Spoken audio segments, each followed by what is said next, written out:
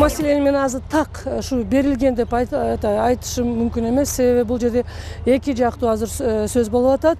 Биз азыр аны кылдатуу менен тактайлы. Себеби азыр мага берилген маалыматы боюнча мына турган 3 үйгө берилген экен көчүрүү боюнча. Азыр мына селден кеткен дагы үйдөргө берилген эмес деген сөздөр болуп атат. Эми аны мен ойлойм МЧС менен чогуу тактайбыз кандай болушу.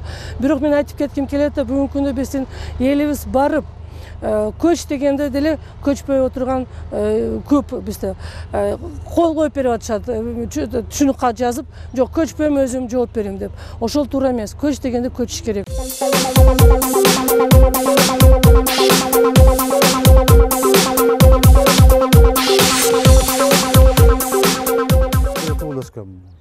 Жашман ошол жерде чоңойгом. Анан бул жерге 95-жылы келген үйдү баштагам ушул жерде. 96-жылы жана МЧСтен неме кылып болбойт белги сураган деп неме кылгандан болупту деп өкмөткө барганбыз чек белгиле деп.